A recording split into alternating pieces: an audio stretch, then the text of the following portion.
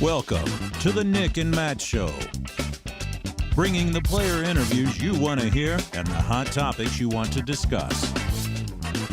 Recording live in studio. Here's Nick and Matt. Oh, wow. Feels like we just did this like a little bit ago, Nick. It's Groundhog Day all over again, episode 85. Yeah. For anyone who's listening to the live show, they're like, you just did that. And that's because we did a massive overhaul, which I'll save maybe towards the end of the show, but Nick's quality should sound better. Nick, give everybody a test. How are you doing? I'm going to give everyone a test. We're going to go check, 1, 2. No, I'm just kidding. I am doing great. I'm actually at my apartment out here in Virginia. I've slowly been able to kind of set up a desk today, which I actually have the desk kind of reversed right now so that I can be far away from the camera with the microphone on my desk. And no, hopefully it's actually coming in a lot better than it has in the past. It is. People are saying they can hear you now. That's a good thing. Awesome. So we'll talk to you in a minute about you had a great weekend, but welcome to the studio, Evan. I feel like I asked you that already too, or said that, but welcome to the studio. Thanks. You got some stats to bring us. In fact, of course, I think. Can we put him up? Yeah, I think you told me right before the show started. There's like a massive stat that you wanted to say, but we're not doing it yet. You got to wait till we. Yeah, we'll give him a little tease that it's cool, and we'll let Missy Gannon hear it. Okay. Oh, and that's good. And Ben, I'm stuttering here, but you're helping me a lot. What is today an anniversary of? Today is my anniversary of playing disc golf consistently, I'd say. I started April 4th last year at Buffinville Dam. Before that, I played like 10, 15 times in my life. One of the first times I ever played was a doubles league night with Matt himself, and that's how I know him. Full circle moment. Wow, that is, I think I remember that. I was like, who's this young punk?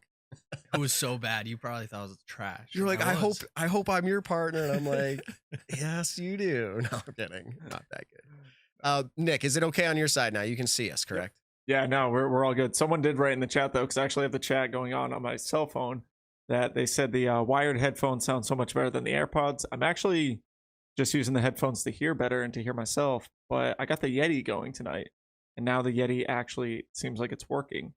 So hopefully, quality-wise, I should be doing a lot better, and it's only going to get better when I get back from Georgia in about 2 weeks. Well, all I can say is we've been working really hard. Ben, myself, we came in studio a few times this week, right up till the show, and as you can tell, some things went wrong right before the show. We had to figure this all out, but it's coming together, and it's getting more technical. We need to pay Ben a few more dollars, I think. More jerky. More jerky. There you go. Just salmon jerky. So, Nick, give us the short version, but congratulations, a B-tier win. Is that correct? How far did you have to drive for this one?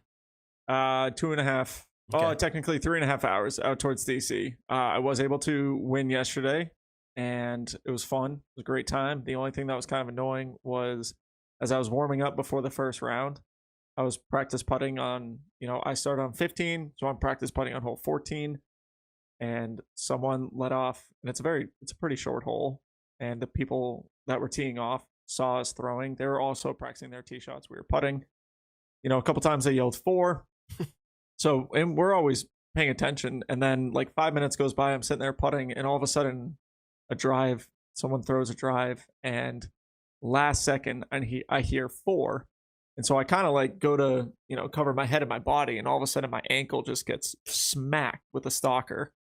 And it didn't feel too bad. The only thing that was kind of cool about it, I'm going to end the story here, was if you guys have ever seen the Michael Jordan's Last Dance TV show that I did, every single time someone did something to Michael Jordan, he always would say like, and I took that personally. And so that's kind of how I used that little bit of motivation, where I was like, I took that personally. So now I'm just going to try to go out there and win. And so it was kind of a funny moment, but yeah, I ended up winning. I threw a great drive on the last hole. I made a good putt that I needed to know that if I hit this putt, I'm going to win. I hit the putt, I won it, and technically took home my biggest payday in disc golf. Especially for something that was only one day. Stat or fiction? More than $10,000. Yeah, I've made $100,000 playing this tournament that one time. Largest payout of all time. Evan, we're happy to have you in the studio. It was a good time. Yeah, it was a good time. So congratulations on that. And I will say we're excited to, because, only the things we talk about on the show is what we actually use. If we're not talking about it on the show, we don't use it. So Hempfield Botanicals took a break for a while. I'm kidding. We have Hempfield Botanicals, everybody. This product right here, I'll try to get it always to focus on the screen. Excellent product. This, ladies and gentlemen, is what you place on your body post disc golf round. Evan, have you ever had a round of disc golf where the next day you said, oh, I'm feeling it? I am 26 years old and I have the body of a 50-year-old. So yes, I've had those days. I feel the same way. And Nick, I don't want to say, as a professional, you have like a perfect situation going on, but like, do you feel this aches and pains too? Yeah. Oh gosh. Yeah. Especially if I have a tournament on Saturday and Sunday, or I've just had a really, really busy week playing. Mondays are usually my like hardest day to get up. My achiest day. My body definitely feels it the most on a Monday. Yeah. So recovery is important for performing at your highest level in disc golf. There's no jokes there, especially for those of us who want to perform at our highest, not necessarily the pro level, but our highest. We're feeling it as well. These are recommended, as you can see on screen. They're by physicians, orthopedic surgeons, neurologists, physical therapists. They provide muscle recovery and pain relief for athletes. They believe, and I have experienced, feel good, play better. It is that for me. In fact, Evan, before the show, we talked a little bit about this. It has a cooling feeling. And now you have not had this product in hand yet, but it's on its way for you. Are you excited? Yes, that sounds awesome. So it cools. Do you like things that cool on touch? Yeah, I mean, just that soothing feeling when it just like, you just achy, warm body, and then you just put it on. It's just nice and cool, soothing. Just it feels good. And it's got the CBD product in here. Again, no THC in the products we're talking about specifically, but you also have this salve right here. I get it to focus again. I got to hide my face. It's a little salve jar, and honestly, that is for what Nick talked about, getting hit in the ankle, or you really kind of twisted your ankle and it hurt. Go ahead and put some of this on there. Take care of yourself. We're really excited to have them back. On screen, you can see it, 20% off your order if you use code Nick and Matt. 20%. Not many people do that. 20% is significant. You've supported us before in the past by shopping there. Go do it again. Get all your CBD products there. Thank you, Hempfield Botanicals. Nick, what happened at Music City Open? Did you see who took it down? My boy, Chris Dickerson, going 2 for 2 so far in the Silver Series event, took it down on the MPO side. And then one of my other homies from Discraft, Missy Gannon, taking it down on the FPO side. Super fun to watch. Great battles in both last rounds. I know Adam Hamis put on a great push through 7 holes right off the rip. I think he was only one back at 1 or 2 points that round. Nico played great all weekend, steadily averaged pretty well above his rating. And then Missy Gannon, that last round, a little bit of a shaky start, brought a lot of competition back into it. I know Cat Merch was hanging by for a while. Hadley Finley was up there. And just awesome battles going back and forth with Missy, all in all, though, taking it down, and Chris Dickerson. Yeah, Evan, what did Nick miss? You got the highlights for us, or the lowlights, or whatever you got. This was both their second Silver Series win. Missy Gannon won Stafford Open, Stafford whatever last year.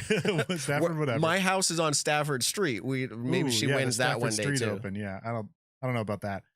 Chris Dickerson wins a second in a row, so he wins back-to-back Silver Series. He's the first MPO player to do that. Very interesting. And on the MPO side, Lori Lettinen finished third, which he is a Finnish player. I shouldn't say all. Tons of Europeans have been able to come over this year. Very exciting. That's the best MPO European player finish since 2019, when Seppo Paju finished third at both 2019 Waco and MVP Open. Okay. That's a good overview right there. Adam Hamis, just a quick discussion on him.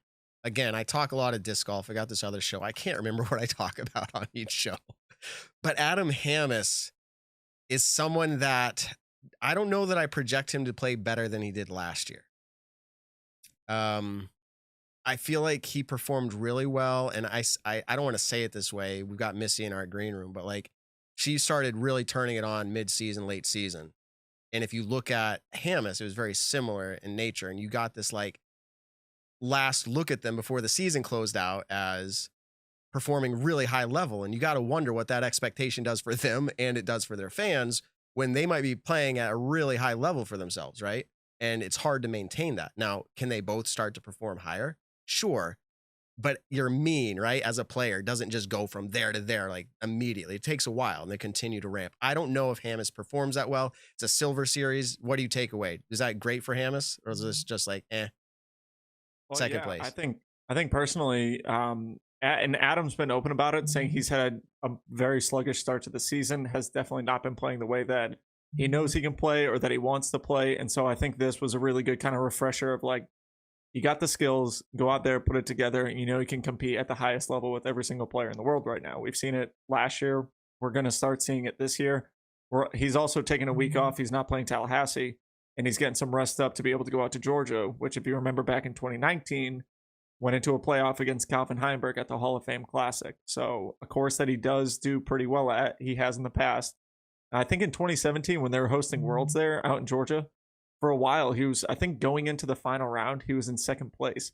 And that was back when, you know, he's an Innova sponsored kid at that point. Now we kind of see him as this Discraft sponsored adult. And so I think this was a really good stepping stone and Adam's kind of jumpstart into his season this year. And then same thing with Missy Gannon. You know, definitely hasn't started out probably the way that she has wanted to. But getting this win, I think, is that big confidence boost. Doesn't matter. You know, a majority of the great players were at this event, minus Paige and Katrina, and maybe a few others that I'm Haley King. My head. Haley King. We haven't seen Haley yet. Valerie. Did Valerie and Mason not go to this one? I don't think they did, but I would assume Mason at least played it because he won it last year. Evan, do we have any names in there? I got to pull it up. Yeah, I'll have to double check. Kristen Tatar also flew back to Estonia. Yep. So, okay. Anyways, well, still a very solid field with players playing very well. And I think for both of them, I think this is a good kind of like jump start into how I think the rest of the season will go. I'll kind of end it on this. I've never played windier tournaments than I have the first 2 months of tournament season this year. It's insane how windy it has been. So I think hopefully as the kind of like weather or seasons progress on, hopefully it gets a little less windy. I know it's not going to be like that at DDO or anything. Well, I think that is a huge factor in how players are playing. I mean, wind has been crazy this year. It's insane. Yeah, it's been like the story of it as far as like people saying post rounds, like, "Oh, I used my disc, my trusty Captain's Raptor," or whatever. Like I used, like they're talking about like overstable disc. So interesting. We have we're getting really close to bringing Missy in, but I just wanted to talk about one other thing. Chris went out to say today on his social media that, you know, thanks everybody for the celebration of my win. A lot of cool things here. I love playing in Tennessee. And then more or less summarized by saying he calls on the event to take notice that it needs to change to stay relevant. And I don't The course needs to change. Yeah, the course needs to change. I don't know if he means like actually change venue to keep this like Music City Open relevant, or if he meant the actual course it's on. I think he meant the course it was on. But it's a silver series. I don't think it has aspirations to become a pro tour because it was already in the national tour scene and then it kind of got brought in as a silver series. Mm-hmm. Does it need to change? That's a real question. Are we trying to make this elite pro status, this event? Or are we trying to say, this is that mid-range, get into the pro tour, win some of these? And so when Chris Dickerson is an elite player, at least top 5, to him, it might seem like it needs to change. Maybe it does. I don't have the full scoop there. Nick or Evan, do you have any opinions on that? I guess my only opinion on it is it all depends on how you want to view the tour in the future for Elite Series events. And I guess I'll kind of ask you guys this question is, do you want to see the same events get played every single year and year out? Or do you want to see the possibility of, let's say, Music City Open gets a redesign, ends up being an Elite Series next year, and let's say D-Glow goes down to a silver series? Like, you know what I mean? So like the bigger events, do we want to keep those exactly the same every single year where no matter what, we're going back to Ledgestone, D-Glow, Waco, Texas State, stuff like that? Or do we want to see these other events kind of kick up and not kick other events off the tour, but maybe kind of switch it out? Which one are the biggest events of the year? Ooh, that's good. I'm going to pass that over to Evan though. I'll say there's a lot of different attributes that can make a course either good or bad. I think we're hearing a lot from the players on terms of like quality of play from the player's perspective. Then you also have the viewer perspective on how it looks there, and then also just the entertainment perspective. If you have a lot of close races and playoffs, that provides more entertainment value. As a spectator watching online, I really enjoyed the quality of the tee pads and just the general aesthetics of this course. I think we missed that during the whole Texas swing. I'm going to be honest. Every single tee pad was a clean turf tee pad with a little mulch around it. The greens looked really good. Had a little bit too much kind of rope OB where you couldn't tell as a viewer where was inbounds or out of bounds. But besides that, as a viewer, I thought it looked great. But then, just like you can say that's great, you got to worry about the players and how is there. I heard there were some thorns. Maybe they didn't love cactuses. Well, cactuses, but those were kind of special. They're at least marked off. Yeah, true. Cacti. Cactuses. What are we? The Nick and Matt show? We don't know what those are. Yeah, anyways, so. yeah, exactly. But yeah, if there's thorns in the rough, that's not good. And if players don't think it was an elite design, like I'll respect that. That's not my place to judge that as much as it is a viewer. My point is, I don't know that it is an elite design, but is that what the Silver Series is meant to be? It's meant to be high quality. And it should have a standard, but is it meant to be elite? Like, should the Paul McBeths and Chris Dickersons be happy with it, or should the Nick Carls and like that team be like, this is good for me? I'll say this, and then we'll bring Missy in. Yes, but any event that is a Silver Series event where you are going to get a majority of the top players in the world should have an elite design to it. I think 90% of the players should be able to walk away from it and be like, man, that was a badass course. Like, that was a very well designed course. I don't think it matters if you are bringing in the Paul McBeth, the Ricky Wysocki's, those players. Like, we just saw them all at Belton, but that to me is not an elite level designed course compared to maybe some other ones are. Right. So I think, if it's a tournament, I think the Silver Series are tournaments that want to become the Elite Series. They need to have an elite level design to them. That I'm not saying let's cater exactly to the top pros, but I'm saying like it needs to be better in a sense. Okay. I can buy into that. And I'm also doing things with audio filters at the same time you're talking. I'm trying not to be rude, but there's a lot changed up for the show. Let's go ahead and welcome into the show. Really excited to have you coming in through our we're going to have to come up with it, the virtual Nick and Matt green room. Let's call it the Ben and Evan. We'll just call that one the Ben and Evan. The April Fools. Did you see that? Okay. Yeah. We got to welcome her to the show, though. Missy Gannon, everybody. Welcome to the show, Missy. Great to have you. Hi. Thanks for having me. Awesome. So I'm going to This is a different spot than your normal camper. I know, because today's been a very busy day and literally just drove off an RV lot with a new camper. Oh, whoa. Nick and Matt show exclusive, everybody. So it's quite the disaster right now because we literally just threw everything from our old camper into the new camper and nothing is organized. So I'm in the car instead. Nice. Okay. Well, your quality is still great and your audio is still good. Oh, yeah. Perfect. It looks fantastic. I am going to involve our fans just a little bit in this, though. I want you to tell me if she's coming across at a good volume. I'm going to trust you for tonight, and then I'll fix it for next week if we have issues. But I've adjusted a few things, and I think we should be pretty close. So welcome to the show. Tell me, Missy, first of all, we're so glad to have you back. What does a win like this mean for you as a player? You heard us speculating and talking, but what does a win like this mean for you? I mean, it I don't know how to phrase it. It obviously, a win early on in the season is a really good thing, and a good thing for my confidence, a good thing for just feeling like I'm comfortable with where my game is at. However, I do feel like for me, I didn't play my best and I still won. And I say that by meaning it's no secret, Evelina, Henna, both had struggles on the putting green. And I think we all saw it. And one stat that I was actually looking at UTIS stats, and I was kind of blown away. I had played with Henna every round, but I didn't play with Evelina until the final round. I looked at Evelina's stats from her second round that she shot 5 down. She shot 5 down with if you just gets correct with 23% circle one putting. So say what you will, but had Henna and Evelina both been successful on the green, I would have came in third, no doubt about it.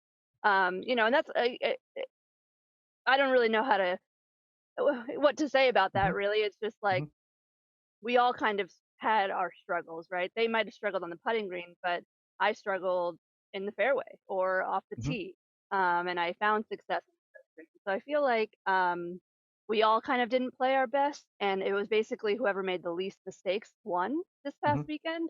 I don't want to take anything away from my win because I'm obviously really proud about it, and a win is a win. So No, exactly. however I can get it, but at the same time, I think we all have come away from this event with a lot of things that we learned and that we need to focus on and work on. I think that's one of the best things coming away from an event is that you do find those things where if you were saying, you might have just saying this as an example, but if you were not great in the fairway, now you know what to practice coming up to this week. And then in 2 weeks, we got the major out in Georgia. So it at least gives you something to know that you worked on. Fortunately, you were the one who made kind of the least mistakes and were, solid on the putting green, solid off the drives, and you were able to come away with a win with it. Now, you weren't having a bad season before. I don't want to make it sound like that, but this is your first win. We've played 5 or 6 decently big size events so far this year, maybe 3 or 4, depending how many you've played so far. Yeah. So kind of talk to us about those events that you've had in the past, like Waco, Belton, if you went to that one, Texas States, anything like that. Like talk to us about your game then versus kind of like now, how it's feeling.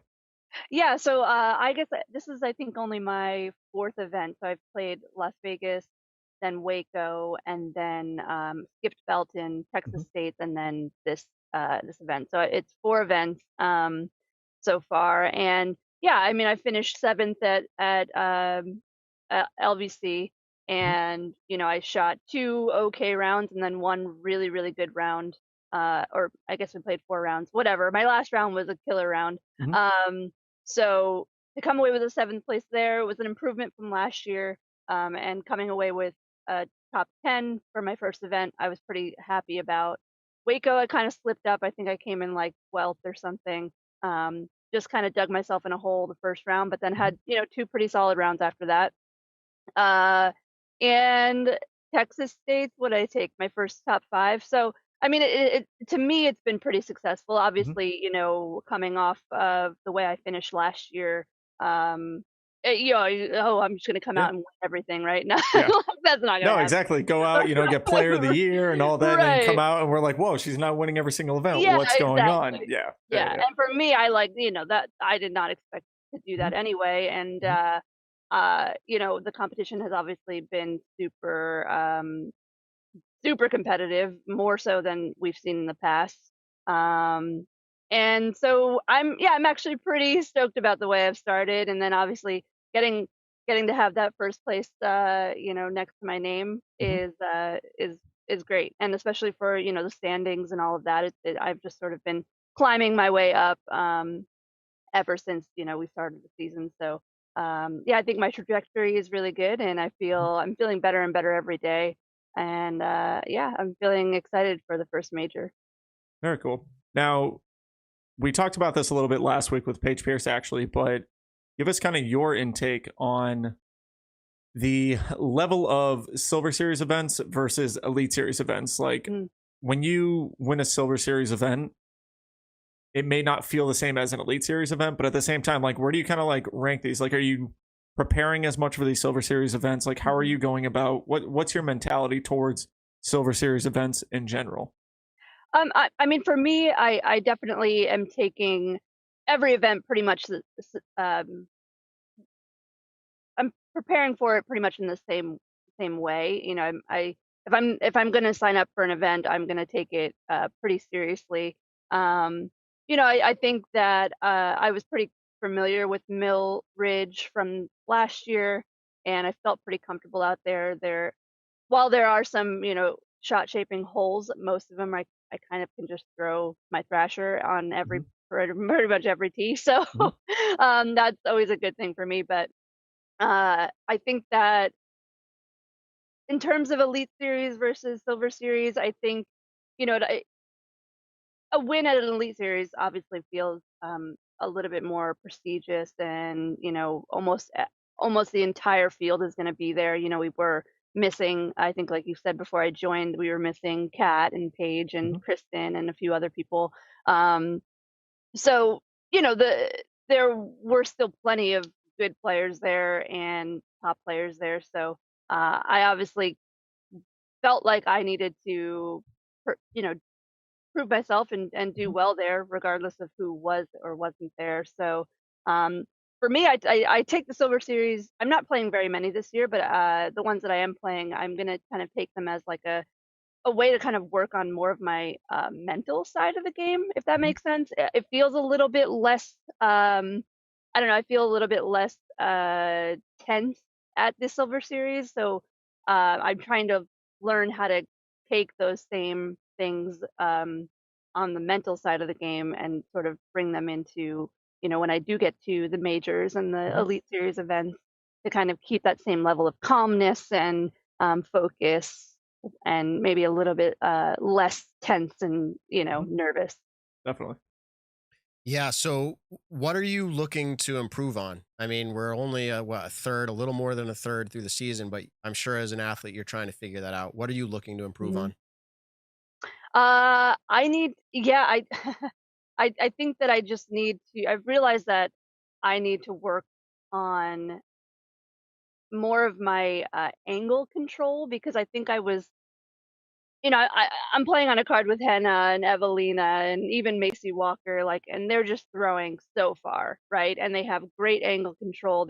It's not like they're more powerful than me, or maybe their form is probably a little bit better than mine, but um, there should be no real reason why I'm not getting the same amount of distance, and it's mainly because I haven't quite uh, I haven't quite figured out all of my angles, and throwing those huge flex shots maybe with something more overstable. I'm relying on my thrashers, which, don't get me wrong, they provide a lot of success for me, but I'm tending to hyzer flip them and letting the disc kind of do the work, which is great. But I also think that I can work on manipulating the disc a little bit better and getting off the tee better, whether that be more distance or just being able to control the angles to match the fairways and stuff like that. So I think, other than that, I think I just need to keep up my putting stats. I've been getting better and better every event, making more and more circle two putts and highlight putts and clutch putts when it really matters. So that was a huge takeaway from this last event, where I was making putts when it really counted. And so if I can just capitalize from off the tee, I think that everything's going to kind of come together. There you go. Yeah. And I was just going to say, you kind of actually answered it there, but I was going to say, what's working for you? You have what you want to look forward to improve, but your putting, you said, is getting better and better. Is that what's working for you now, or have other things been clicking too? Yeah, I think that, it's been something. Putting has always been kind of my thing, right? And I it felt like I kind of took a little time to warm up. I think I expect myself to make at least, a couple of circle two putts every round. And when that doesn't happen, I kind of feel like I've failed, or, there's something, what happened. But, when I can make those kind of clutch, even from the, circle's edge or just outside, those kind of putts, is mainly what I'm talking about. Or, a hole one at Mill Ridge this past weekend, I went OB off the tee, kind of found myself in circle two from my OB lie, and that's a really treacherous green elevated basket. And originally I was thinking, I'm just going to lay this up and take a bogey, and it is what it is. But I stepped up there and I just took the risk, and I was rewarded with a good par save, and I didn't drop any strokes to anybody on the card. So it's those kind of pressure moments that I feel really comfortable on the green. So yeah, I think for the most part, that is, the putting is the thing that's working for me. Awesome. Hey, I'm going to pass it over to Ben. Ben. I'll do this every day until I die. Bevan Kearney. This is what I call the two guys in studio, Ben and Evan. Okay. So, Evan, you had a stat. We teased it in the very beginning. You said this was a pretty cool stat. We're ready to go ahead and bring it to us. Give it to us. All right. So, since 2021 Worlds, from all elite, Silver Series, and I'm going to include Throw Pink Women's Disc Golf Championship in there. It was the second highest rated field of 2021 in FBO, according to Statmando. You have 5 wins, Missy. That is more than anyone else in FPO from those events. Katrina Allen has 4. Paige Pierce and Kristen Tatar both have 3. Haley King has 2. And Valerie Mendojano picked up 1. Wow. How does that, what's your reaction to that, Missy? It's crazy. I mean, it's I don't know. I was kind of playing on another level at the end of last year, and I'm hoping to get back to that same level soon. And I actually feel like I'm well on my way, and very close to that. So, yeah, I don't know. It's amazing. It's crazy to think that all of that happened in such a short amount of time, and so it's almost like it's all sort of mushed together in my mind, like because it just happened so fast. But yeah, it's really cool, and I'm really proud of it. And I'm again just always striving for more, so I'm ready to get back on that train. There you go. There you go. Awesome. Are you skipping Tallahassee in preparation for the major, or are you playing Tallahassee? Yeah, I'm skipping Tallahassee. Like I said, we just bought the camper, so we're gonna kind of mosey on over to Georgia and get settled into our new little home, and yeah, just take it easy and get to practicing for Champions Cup. What was the thoughts on getting the new camper? Was it just looking for a little bit more space to fit all the trophies? What are you gonna do? Yeah, pretty much. No, yeah, we had a smaller camper. It was like a 22-foot camper, and that was from bumper to the tongue, so it wasn't even that big on the inside. But it's me, Tom, 2 dogs, basically 1 room of living before. So yeah, just a little bit more space. This is our home for almost 8 months out of the year, so to be the most comfortable that we could be is always going to help. So thankfully we were in a position that we were able to kind of get a little bit bigger of a camper, and yeah, super fortunate to be able to spread out a little bit more. There you go. Whatever is comfortable on the road. Yep. All right. So we've made it to this segment, and I think Evan has a stat for this too. We're going into stat or fiction. Missy, you've played this a few times on the show. Okay. Are you ready for, I think is this her 3rd appearance, Evan? I only have her having so. 1 appearance. One appearance on the stat or fiction. Yes. Okay. Yeah. Oh, okay. All right. Well, here comes number 2. Stat or fiction, presented by Statmando. All right. And all right. Yeah. Sorry, guys. I'm still dealing with stuff on the show back end, trying to still figure out audio stuff because we have, so many helpful people in the chat telling us what's going on. But Evan, go ahead and give us the first stat or fiction. Well, Matt, you always point out that I have stats on stat or fiction. So I'll drop a real quick one. There are 3 people currently who are undefeated in stat or fiction questions. That's Andrew Zimmern, Matt Oram, and Missy Gannon. Wow. So we'll see if I can stump you this time. Okay. And we'll get right into it. So speaking of you won your 2nd Disc Golf Pro Tour Silver Series.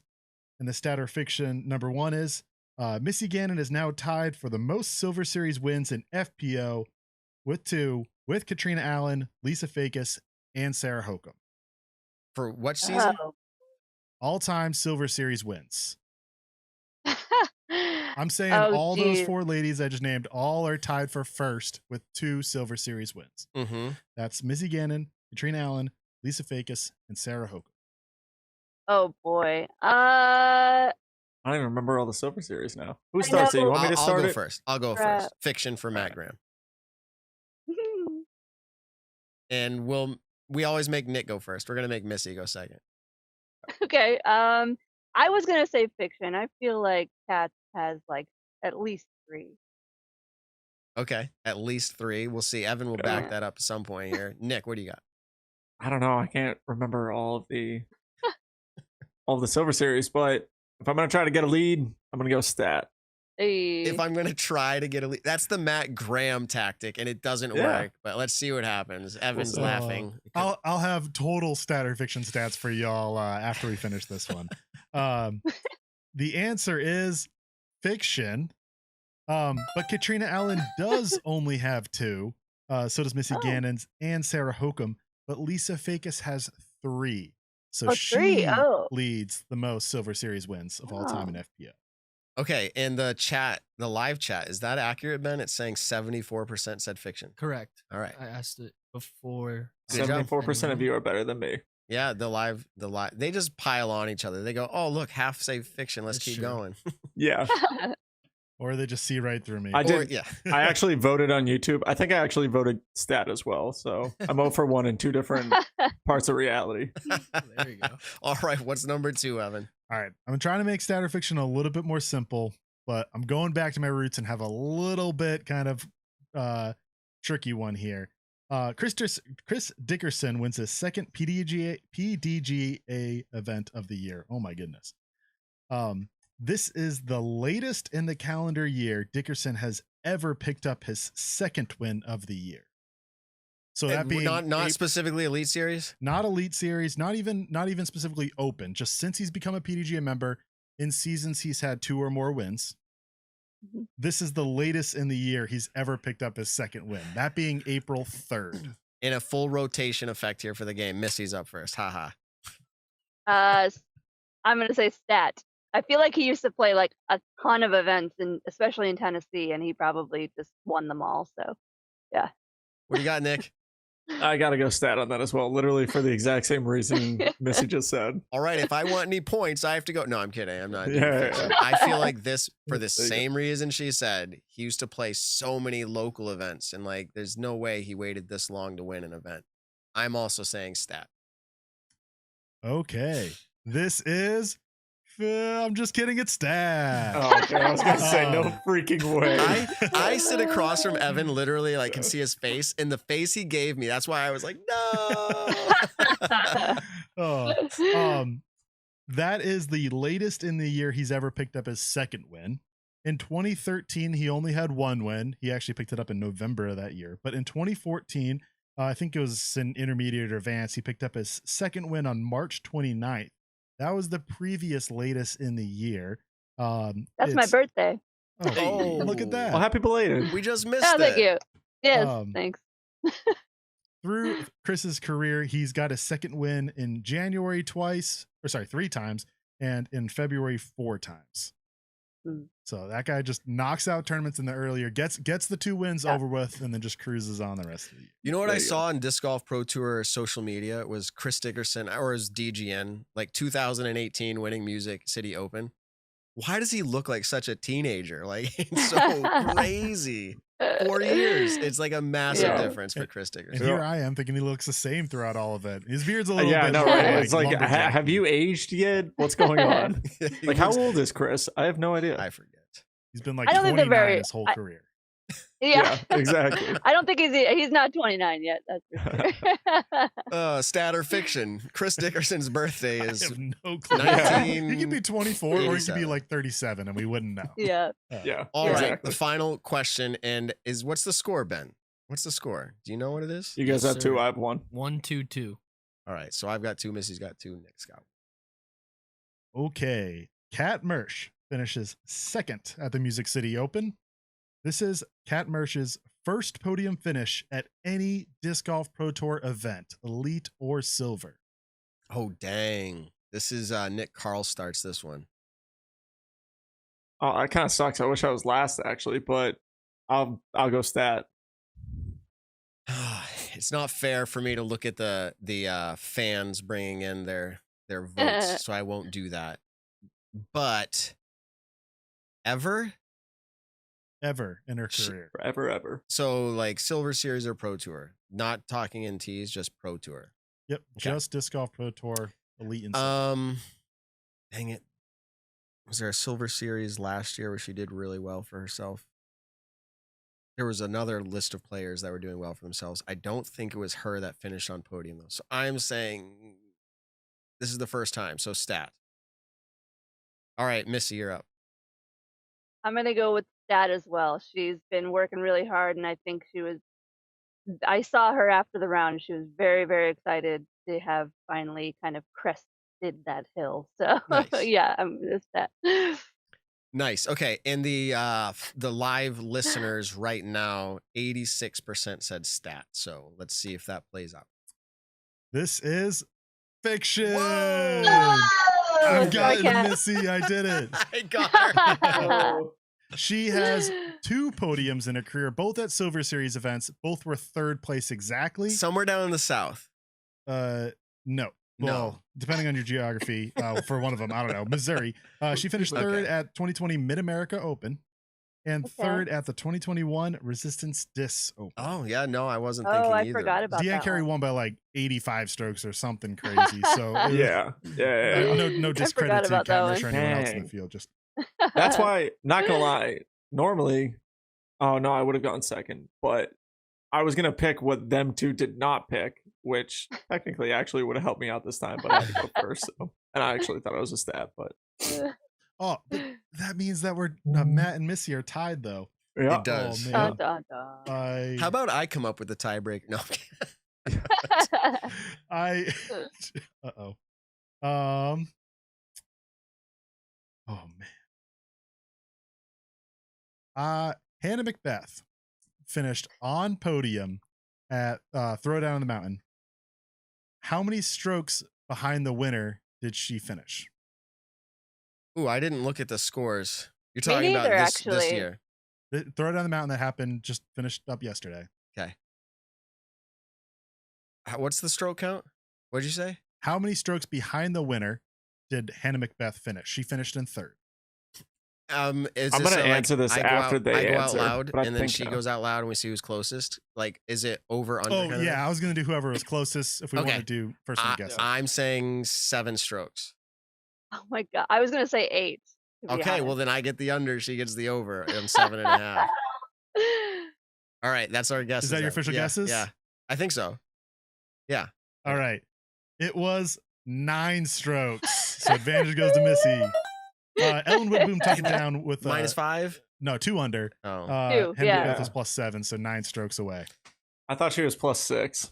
That was yeah. I was going Yeah. off. I thought someone was minus whatever it was 3. was and it she Lisa? +4. Lisa was +2. Maybe. Okay. Yeah, 4 back of Ellen. Is Hannah in the chat? She usually is. I don't know. She's probably on the beach right now. They're out in Florida. They're beaching it up. I gave you a little bit more credit, Hannah. I'm sorry. Missy thinks less of you. I don't know why I knew that Ellen was 2 down, but I don't even remember looking at the score. So I don't know. That was really weird. I only knew that Hannah did get podium because Tom told me she did. Wow. But then I don't know why. I don't know. Tom's I will say a this. true fan. On Yeah. Throwdown, just while we're talking really quick about Throwdown the Mountain, I'm actually surprised a lot of players went to Music City compared to Throwdown because Throwdown was actually a qualifier event Hmm. for US DGC and then Throw Ping. So I was actually kind of surprised about that. Okay. Interesting. Yeah. And Tallahassee being next week. Is that right. a I don't know how close they are within Florida, but they're both. in That's a Florida. Silver Series, Tallahassee. yeah, but is that a qualifier? Oh, I don't was know. Just I saying didn't- it would be another. Oh, event. yeah, I wouldn't even yeah. have to drive all the way down, then all the way back to Georgia. Oh, well, Right. yeah, I have no idea. All right. Back to stat or fiction, Missy. Even though you still got 2 out of 3 right, which for any returning player puts you at the best correct percentage. Whoa. 5 divided by 6, that's like 82 or something. Someone Wow. could tell me that, or whoever has a calculator. Miss, who was previously at 78%. Wow. Well, Missy, you've done it again. You've made your appearance, and we are very happy to have you for sure. I will say, and this is thanks to Double G Craft Jerky, if you're into that, or Tom is, reach out to Double G Craft Jerky, tell them you're on the Nick and Matt show, and I'm serious, only you or Tom. Say, hey, I was on the show, and they'll send you a variety pack of jerky as a thank you. Oh. Also, Nice. there's There you another go. product that sponsors our show, DG Max Wax. You are totally open to get some of that as well. If you hear the name, reach out, say you're on the show, you can go check that out as well. So thank you to our sponsors. Cool. They would like to support you. So thank you for coming on the show, Missy. Until next time, which I'm sure there will be another one. Keep it up out there. We're really excited for you. Thank you. Thanks for having me. And yes, this will not be the last time I'm on your show. Awesome. Oh, there we go. I love it. I love it. See you later, Missy. Enjoy the new Bye. camper. All right. Thank you. Bye. Yeah. Okay, everybody. Nick. She's always got such a happy attitude. Yes. She's always a very fun interview.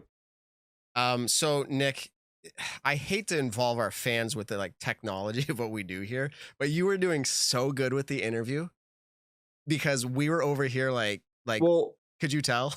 I was trying to ask more questions than normal because I knew you guys had stuff on your end to kind of play with. And so It was, I was like, I would give it a second. And I'm like, if Matt has a question, he can ask it. If not, I'm just going to jump right into one. People were probably like staring at me through that interview, like, what is he doing? But honestly, it's unfortunate, but like we worked hours yesterday. We worked some hours today. And like, we're learning a lot right now as the show kicked off. It won't happen next week. We already know what's happening. But then things like Nick, mid-interview or mid-stat or fiction, Ben texted me, and he's right next to me, but he texted me, he goes, hey, is that record button supposed to be clicked off? And I'm like, oh, no. So the good news is we're streaming live. Our live audience can, check out what's going on. And we may have to, like, rip it off YouTube for our podcast listeners. But yeah, that's where we're at. Things are happening here. And it's honestly, the chat was like, Missy gets quiet, she gets loud. And I'm like, trying to understand what's happening live, and that's the worst thing I could possibly do during an interview. It's like I'm trying to hear the technical side. I can't hear what they're even answering. So I'm going to try something different here. And I apologize, but thank you to our fans for sticking with us through all of this. I'm going to try something with Alden when we bring him in just a minute. That is actually going to turn off a lot of our special effects. And I'm just going to let his computer side kind of handle all that. And we'll just go from there. This is a test tonight. We'll work with it. We'll get it figured out for next week. But without further ado, let's go ahead and welcome to the show, Alden Harris, everybody. Welcome to the show, Alden. How are you doing? Doing good. Can you hear me? I Yes, can hear you. And we're going to let our live audience say if they can hear you. Now, they're going to say, oh, he's quiet or he's loud, but you don't worry about it. Everyone in the chat, just let us know. We'll look at it later. Appreciate it. Alden, you're out there on the pro circuit. You've been doing this for how long as far as full touring? Was it last year? It was your first full year? Last year was my first year. The year before that, I did a few big events, but yeah, last year was definitely my full tour. Okay. And how are you liking it so far? Yeah. Liking it a lot. It's a lot of fun. Okay. That's awesome to hear. So you were out there at Music City Open. You only had one bogey in 3 rounds of disc golf at a Silver Series event. How does that feel? Feels good. It seems like that's my specialty these days. Not getting a lot of bogeys, but yeah, keeping it clean. That's good. That's a damn good specialty to have. I was mean, I would never complain about that. I was just going to say that's a pretty good specialty. So tell us about yourself. And this is not like an interview as in like a job interview, but when did your game really take off for you? And when was the decision made to hit the tour? I started playing in 2017, I believe, maybe late 2016. I played amateur for maybe 2 years and made the jump to pro after I won the U.S. Junior Championships. As you know, you were there. I was there. That was a special moment for you and your family. Yes, definitely. So yeah, after that I went pro, played local C tiers and maybe 1 or 2 big ones for my first pro year, and then hit the road full time. Okay. And you said your specialty is staying clean, but you said it's fun out there. What do you feel like it's going to take for you to be a top performer week in and week out? Now, when I say top performer, you can tell me what that would mean for you to be a top performer. For me, and my mindset would be like top 20 regular, consistent. To me, that would be a top performer. What do you feel like your level for top performer is, and what will it take to achieve that week in and week out? Can you? Will you? Yeah. Like I said, I seem to not get many bogeys, which is obviously a great thing, but I don't get as many birdies as most people. I'm like, I want to say like for Texas State, I think I was maybe like in the 40th or 50th in birdie percentage, but I came in 20th. So I don't know, just getting more birdies, getting more opportunities. Do you feel like that's on the putting green, or let's say on longer courses, your upshots aren't as clean as they should be, but you're able to still save that par? Where do you feel like Why do you feel like you're not getting those birdies? It's a good question because I feel like I'm throwing the disc pretty well, but I may not be. I may think I'm throwing the disc well, but I may not be. I don't know. Maybe I just need to work on giving myself more opportunities. Mm-hmm. Okay. Now, you're a Prodigy sponsor player. How long you been with Prodigy? How'd you get hooked up in that? I know you're originally from Georgia, if I'm not mistaken. Mm-hmm. Yes. Okay, so you're a Georgia guy. Play for Prodigy. How did that all come into effect, and how has that been for your touring? How have they helped you out? Yeah, so I've been with Prodigy from the beginning, basically. Where I live now and where I've lived pretty much my whole life.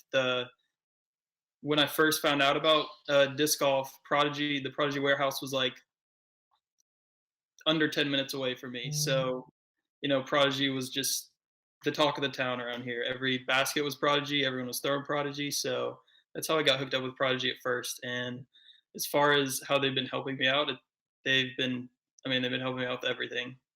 They obviously got my van wrapped, which is super cool. Mm-hmm. They pay for a lot of my travel expenses to allow me to go full-time tour. So, yeah. Very cool. Very cool. So go ahead and give it to us. And how old are you? I'm 21. Okay, 21. And I asked that question not to every guest, but again, you performed at the U.S. Juniors in 2018. I was trying to figure out your age there. So as a 21-year-old, you're in the tour, you're touring around, you said you're having a great time. Do you have long-term goals? Or is the tour forever plan, or what else? As far as, yes. Okay. I'd like it to be. It's definitely, as far as I can see in the future, that's what I want to be doing. I don't have really other plans as of now. Mm-hmm.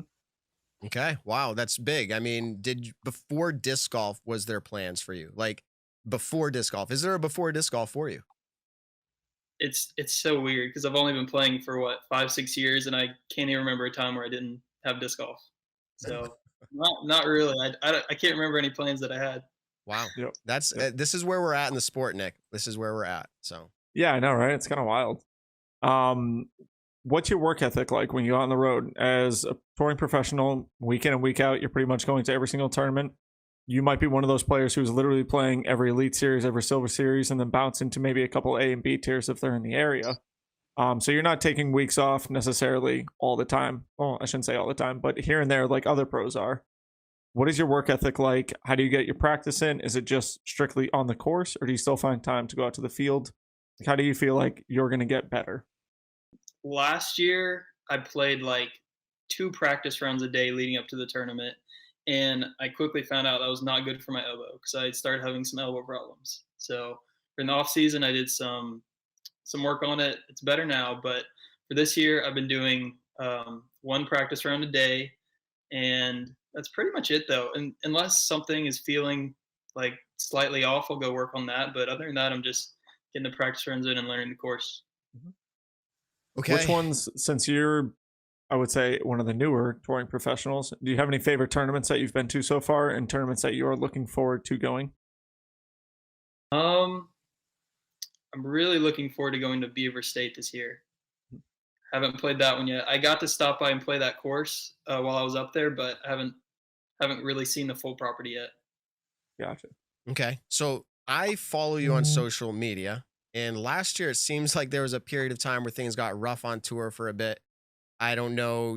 There's a lot probably going on. Maybe you can elaborate on that, but I think it included even your bike getting stolen off of your van. So what are the best and worst parts of the tour life that you've experienced so far?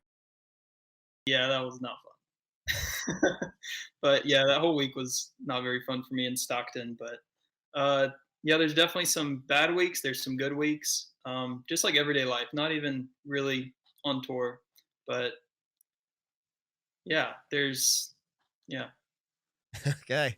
And then goods and bads with every job. That's true. Yeah. It is work. Yeah. Do you view disc golf as work now, or how do you view it? I'd say I'm starting to view it a little more as work, but it's also still really fun. Okay. It's kind of, feel like a good mix. Mm-hmm. I was going to say, do you feel like that's going to give you kind of a different mindset with how you play the game? Or do you feel like it's always going to be fun because it's disc golf, and that's what you're fortunate enough to be able to go out and tour every single day and be able to do that? but do you feel like it might get to a point where it's like, you know, we've seen players in the past kind of hit a mental block here and there on the road because it is a very stressful time. The paycheck isn't consistent like it is at most other jobs out in the world.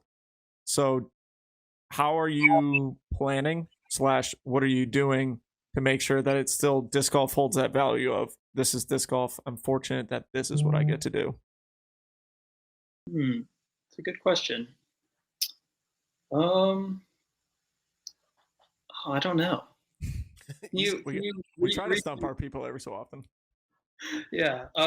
Ask that question again. Let me ask it in a different way. Yeah. All right. Ask it in a different way. What are you going to do to keep disc golf fun? Okay. Here we go. This year, I've been making videos, which it's just refreshing, adding something new. Not even necessarily for an audience, just to do, and it's fun. With specifically the Robinsons, we've been making fun videos lately. So yeah, just kind of adding stuff every few months to just keep it fresh, and I don't know. Nice. Okay.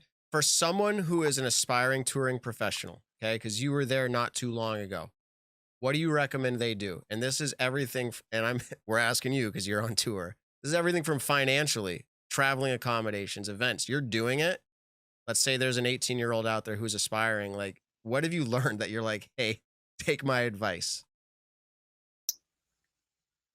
Someone just asked me this, and I felt like I had a good answer for it. I'm trying to remember it. I think the main thing is first you have to save up, obviously, because tour is expensive, and you have to get sponsors. You got to just save up for the tour. But as far as Can I ask specifically, and you can decide to answer or not? Did you save up loads of money, or are you getting by off of sponsorship money right now?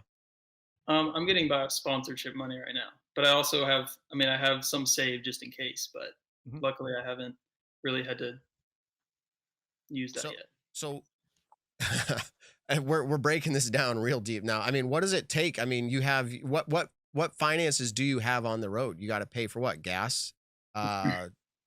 Is that it? What else are you paying for?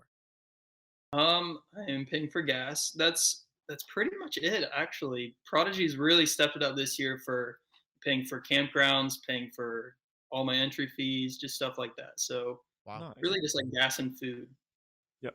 Gas and food. Do you recommend? And so if you perform well and you bring home some money, that's like a bonus. But you don't have to live off of that. That's what I'm getting at. You're able to do this. You're making it work. Wow. Yes. Great. Nice. I had a question in my head now. I totally forgot. Hold on. Totally. Give me a second. We're going to let Nick think about it. Do you feel like, so you made the jump, you played a couple small tournaments, you said, and then made the jump pretty much right into the tour. Is that something you would recommend to someone?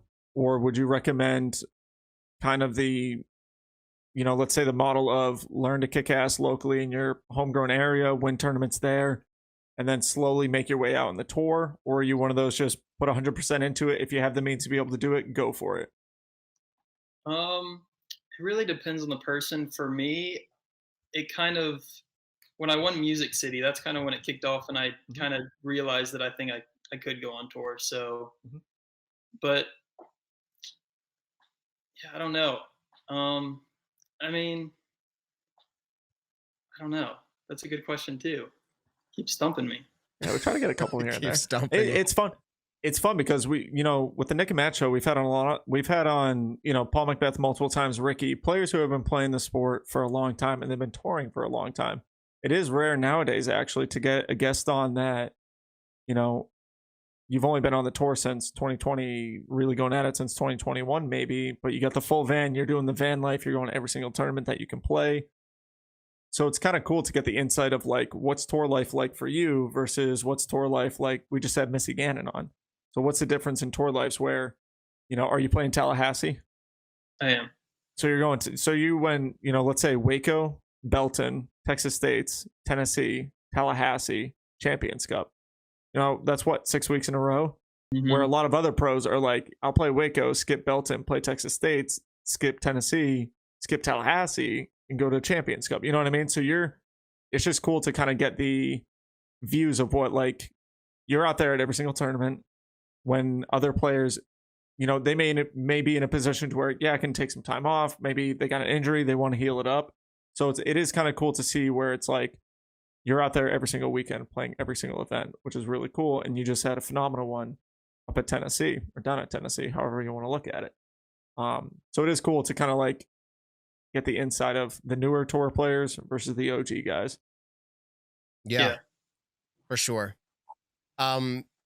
Alden, really excited to watch you out there on tour. Every now and then I get out there and do a little filming. I see you pass by and I say, hey, I know that guy, and it's pretty cool. Let me ask, do you eat jerky? Do you like beef? Do you eat meat, or are you not a meat guy? Is a jerky guy and a meat guy different? I don't know. Do you like jerky? Yeah. If you like jerky, Yeah. Double G Craft Jerky. I'm sure you see them out there every now and then. They're a sponsor of the show, and they'd love to hook you up with a variety pack of jerky. If you hit them up wherever you're from right now and say, hey, I was just on the Nick and Matt show, you know, they said I could grab a variety pack. They will hook you up with that. Just let them know you're on the show. And with that, unless we missed anything, go ahead and give any shout outs you want. Say hi to mom or whatever you want to do. We're glad to have you on the show, but this is your chance. Hello, Mom. Hello, any Atlanta disc golfers watching. Thank you to my sponsors, Prodigy, Eagles Wings. Yeah. All right, Very cool. Awesome. We're really glad to have you on the show, and we're going to keep an eye out there to see how you perform going forward. And we know that you're trying and you're making it by and you're paying for gas and you're going to go to the next one. Expensive these days. Yeah, I know, right? Oh, I'm I driving know. to Florida to go to Tallahassee tonight, actually, so I'm not looking forward to that. What's that? Yeah. What's that going to cost you, Nick? A couple hundred? I mean, technically, so I'm actually driving to Jacksonville tonight, so it's about 8.5 hours. And it's funny enough, I'm actually taking Paul and Hannah's 4Runner that they own. So I'm going from 33 miles per gallon in my car to maybe about 15 in their car. So yeah, it's going to probably be a few hundred just to get down there. Guess we need to talk about more sponsorships. Okay. Yeah, exactly. I'm going to need everyone to pay up now. That's okay. Just kidding. Well, Alden, thank you. best of luck. I'll actually see you in person down at Tallahassee. So super excited for that. And then good luck the next few weeks. Got a big grind going on. Thank you. I'll see you then. Yeah, thanks for Take it easy, joining the brother. show, Alden. Drive safe. Good luck out For there. having me. All right, everybody. Alden Harris, Prodigy, performing well. As I mentioned, I saw him take down United States Junior Disc Golf Championships in 2018. Excellent player. It was really crazy watching him as, like, I think he might have been 18, but he wasn't turning older than 18 that year because that's the rule. Watching him perform was just, it's mind blowing to see that 17, 18-year-olds like destroying anything I would ever do. I played a casual practice round with him last year out in Utah when we were prepping for Worlds. Me, Paul, he was kind of showed up at the course at the same time, let him join in. And the dude rips. Like, he was throwing FX2s, which is a pretty stable disc that Prodigy makes. You know, and I was struggling last year distance-wise, which I'm still struggling. But I was struggling last year distance-wise. And, bro, he was like, his most stable crap was going as far as my, like, flippiest crap. It was pretty heartbreaking at times, but it's fun to watch. I got a quick stat to drop for Alden Harris. He had 10 top 30s from Elite Series events last year. Elite Series and major events last year. It's pretty good. Yeah, only 24 players in MPO had that. That's the same amount of top 30s as Joel Freeman did, Drew Gibson, Chandler Fry, Colt Montgomery, Emerson Keith. So maybe I should have said, how do you find yourself being a top performer week in and week out? He's like, I already am, Matt. But Yeah, I was very waiting for him to say that, consistent. kind of. Yeah, and that under top 50, like, you know, that 20 to 50 range, like he was kind of saying, not a lot of bogeys, but not a lot of birdies. Finds himself in that, right, like good finishes, maybe not as well now. I knew he performed well, and that's why I was like, I don't know how you define it, but like top 20, I feel like week in and week out is very good. So good for him. Nick, you mentioned a minute ago you're struggling with distance. Well, we've got the product for you. We do. Max Wax, everybody. Putting it up on screen. What a beautiful product that is. I mean, look at that. At least for me, it's coming through so clear. In fact, let me do this real quick. I'm gifting in studio. There you go, Evan. Ooh, You've been waiting let's for this day. go. The packaging is beautiful. The product is beautiful. Look at that. DG Max Wax, everybody. 10% off if you go over to dgmaxwax.com. Get yourself one of these PDGA approved minis, wax minis. I found myself this week on the course. Nick, I know you can relate to this. I think you can. When it's kind of cold out, not freezing, and your fingers get like overly dry. So then like it's just like slippery on the plastic and everyone ends up like licking their fingers or touching the 50 mud. degrees and windy. Yep. And you like touch the dirt. You get just that right moisture amount, right? I slid this mini into the front pocket of my disc golf bag, which actually, let me see here. If I can replay this on screen somehow. Here we go. This is, dropped it in my disc golf bag. This product went right in the mini slot, and I would reach into my bag like to get out a putter or a driver or whatever, and every time I would just go into the mini slot, grab a little bit on my fingers, and then feel confident. It really, almost every shot, I was like, this is becoming a thing for me. Evan, have you ever slipped a disc out of your hand? Oh, many of times. Many of times.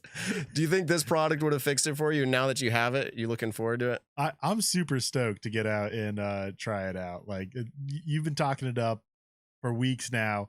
I felt it in studio. I felt the disc after getting my hands all gripped up, but I haven't actually ripped a shot yet, and I can't wait.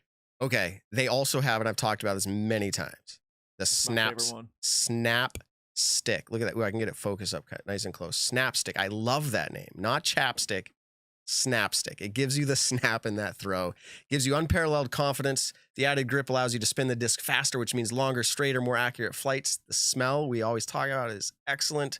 And it has, I always say this, the essential oil is designed to keep you calm and focused on the course. And it's small. I don't mind having it in my pocket while I play. A little chapstick, snap stick in your pocket. It's a great thing. Again, go to dgmaxwax.com, use code Nick and Matt, get 10% off your order. We appreciate the support. You will like the product. I guarantee it. That sounds like an ad. I guarantee it. I'm super excited for it for the warmer weather, like the 70, 80s, and 90 degree day. I'm really excited to try it out. So I can't wait. Well, I also just can't wait for warmer weather. Is that what Florida has right now? Warmer weather? Yeah. Oh yeah. Okay. Yeah, Yeah, I've been you'll have to looking let at us it know every what you single day. think. I'm pretty sure it's supposed to be in the 80s next week, at least or this week. Yeah, this week while I'm in Tallahassee.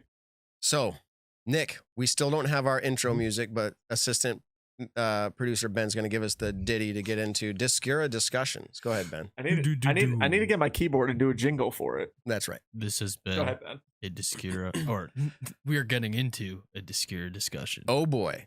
So I will set it up and then I'll let it loose. The Discura discussion today comes about, and we've had this conversation a few times. I'll just say Nico Lacastro takes a long time to throw and putt, especially putt, to the point where it gets awkward for commentators on live, which Nico could say, I care less about. I don't care if it's awkward, right? Or for the fans, I don't care, because this is my livelihood. But that last part, what I just said, livelihood, means that you really are going to have to focus on time constraints. According to the rules, there's a time limit based off when you address your putt or your throw. But the interesting part is the rule says that it's enforced by other players or a tournament official. So there's this weird line of like, is it breaking the rules if nobody calls it? Maybe it's breaking the rules, but nobody's calling it. So then is it actually a big deal? Well, then you might Matt, say, tell me this. okay, I'm just going to pass it over. There's a lot of aspects to this, but Nick, ask your question. Matt, if you're going 75 and a 60, are you breaking the law? Even though you didn't get pulled over, are you breaking the law? The law is being broken, but am I going to stop breaking the law if I don't get caught? What if you get caught? If I get caught, will I do it again? As a teenager or my first years, yes, I would do it again. I'm not saying, like, look, I go above the speed limit. I hope there's no cops in here. And Daniel's a lawyer, and I probably shouldn't say this because I'll plead the fifth afterwards. But like, I will go, let's say I'll go 36 and a 35. Okay, I'll do it. I'm breaking the law. I know that. I'm going to get pulled over for it if someone's having a bad day and they want to just go out and pull someone over. It's happened before. Just because you're not getting called on it doesn't mean you should take advantage of it. Now, I know I'm using two completely separate things in life, but in the disc golf world, because we are a disc golf podcast, he's been called out on it before in the past. And his kind of like saying now is, with everyone that, you know, like us four right now are talking about it. And he would say, well, get on my card and then you can call me on it. And it's like, okay, you know, it's kind of a chachi, confident, cocky thing to say. But at the same time, people on your card have called you on it, yet you continue to do it. But has he actually been called and seconded? That's like the answer that I'm aware of is no. And so that's like saying, again, your example, Nick, that's like saying, oh, the police officer pulled me over and gave me a warning. And every time I know these police officers in town, they're only going to give me a warning. That's all they do. They like me or they don't want to cause trouble. Like that's what they do. Again, we're taking it to like a legal standpoint, but like that's kind of what's happening here. The analogy of, you know, this is what it says, even though you're not caught doing it, like you still are, you're taking advantage of something. He is taking advantage of the 30-second rule. Now he, in a sense, he has said in the past that, look, it's a mental block. He's having a mental block with that. I'm not saying people don't have mental issues going on, but at the same time, I could see him being one of the people that gets pissed off when he does get seconded. You know what I mean? And then it makes the other card mates on the card, like say I'm playing on a card with him, because last year when I was in GMC, I was playing behind him and Philo Brathwaite. And what is normally a 2 to 3 hour round on Brewster Ridge, maybe 3.5, turned into a 4.5, 5 hour round on Brewster Ridge with no one in front of them. Like to the point where I was like, yo, are we allowed to play through? Like, is that something that can happen at a PGA tournament? Because that's how bad it was.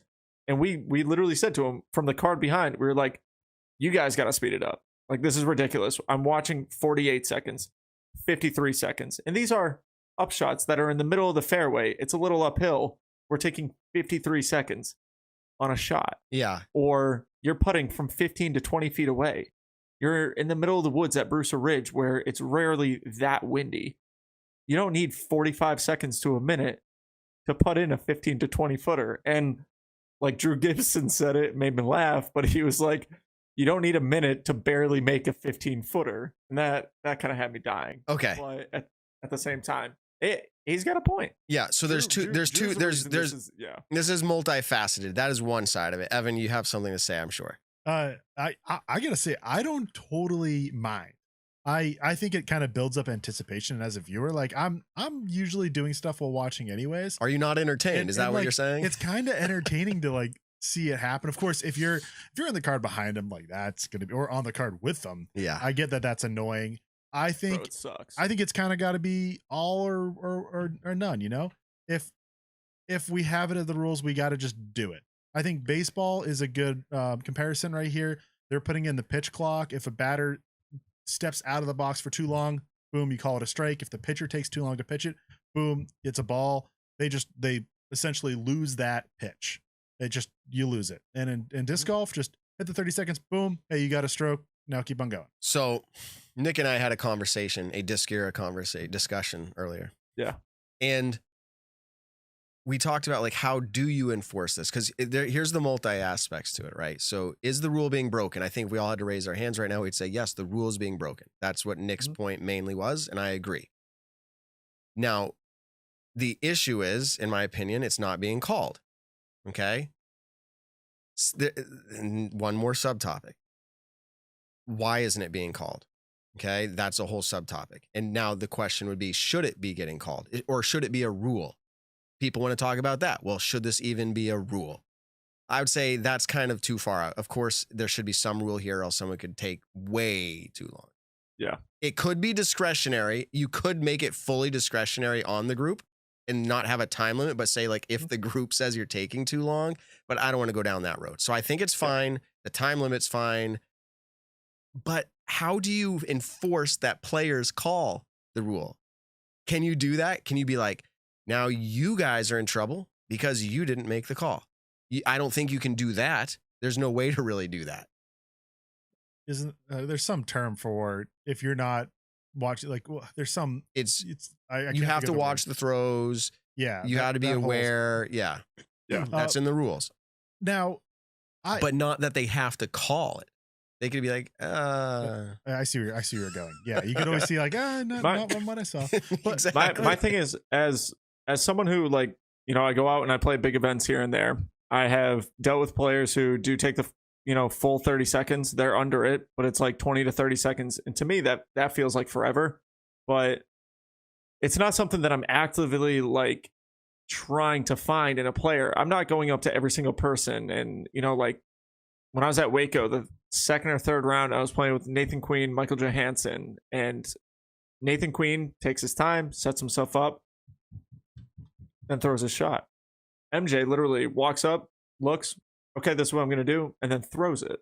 It's 5 seconds versus 15 to 20 seconds.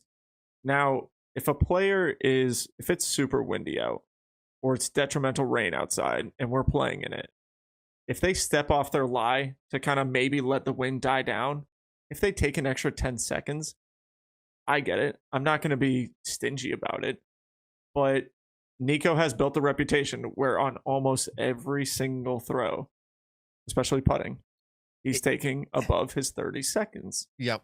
He's been in an interview on Smashbox last year. One of the only shows to be able to get him. We reached out and he said, maybe. That was literally like his response to us. But he went on Smashbox and it was really interesting. If you didn't see that, he ended up wearing like a clown mask and everything. Like it was a really interesting interview. But they did finally ask him the question like about time. And he's like, he kind of got upset and he's like, is that why you asked me on here? And he started really kind of getting amped up on the show. Like, this is what this is about. Like, you want to put this in the public eye with me on your show. Yeah. And well, yeah, kind of. And yeah. And they said, well, they were kind of like, we're trying to be professional here, but like, this is a real topic. And he ultimately finally came around and he said, along the lines of, do I want to be quicker? Yeah, I do. Like, I want to be quicker. And I'd probably do better for myself if I putted quicker because I start getting in my head too when I take long. And like it's a round circle thing for him. Like it just gets worse. It's a cycle. But that set aside, rules are rules. So now let's take it to the next place.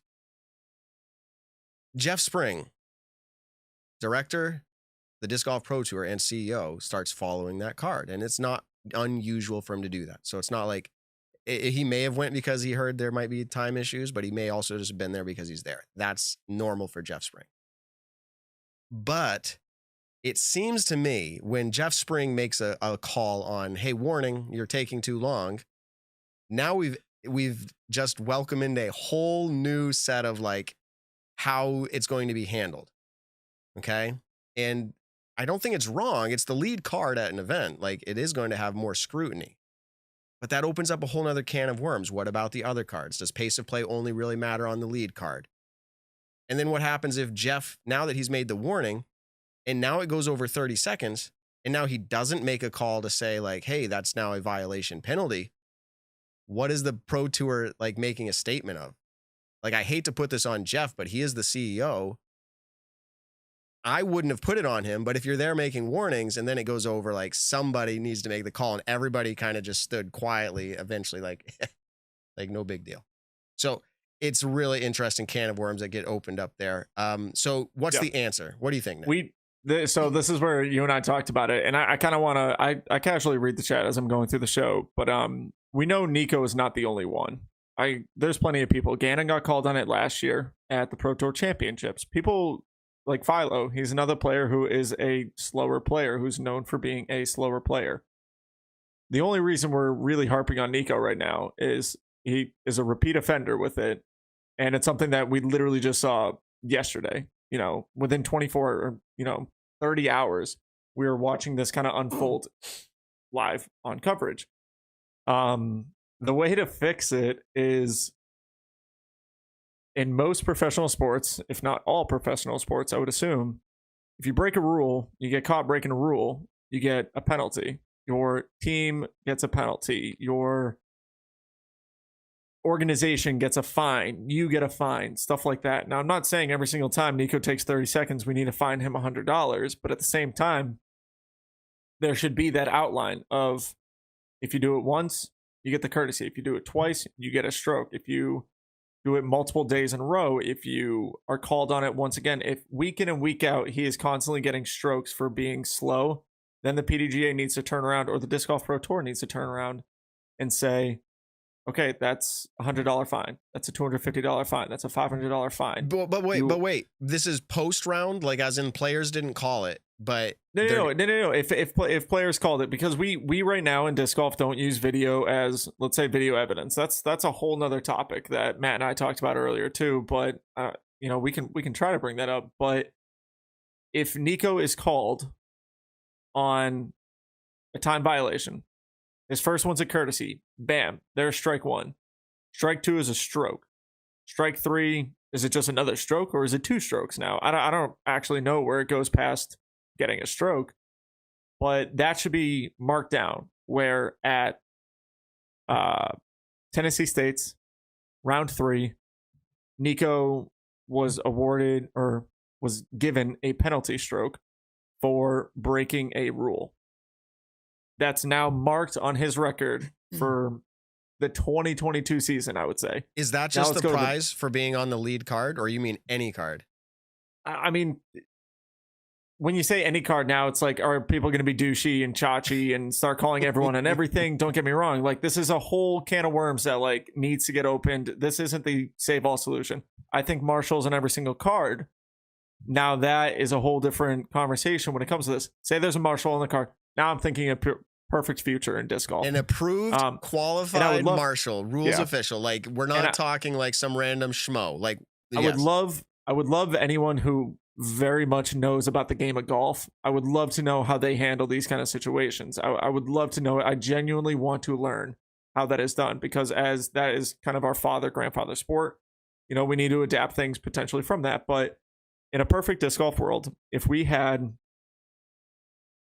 marshals on every single card that is a rule certified marshal, and it's not just go take the 20 or 30 questions on a PDGA and take it 50 times until you get them all right, or however many you need to. Someone who had to spend hours and hours and hours and hours studying the whole book, whatever. Now they are a marshal. They are watching your card. Doesn't matter if it's first card or if it's the last card. You get called on something, bam, the first one's a courtesy, the second one is a stroke. That's when you get marked. You were marked breaking the rule. Round 1 at the Waco Annual Charity Open, March 5th of 2022. Now that mark does not come off your record until January 1st of 2023. Now we got a whole new season to come about.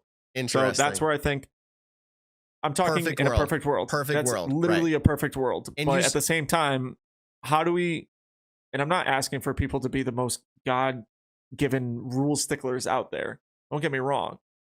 But Nico has been a slight repeat offender. That's the only reason we're talking about this, is because it literally gets brought up every single time Nico is on coverage. It's getting brought up because of Nico, but it's really not about Nico. He's the foundation for this conversation. Yeah, exactly. And Nick, you said marshals on whether we said card or not. I loved this conversation we had earlier. You put them on a hole.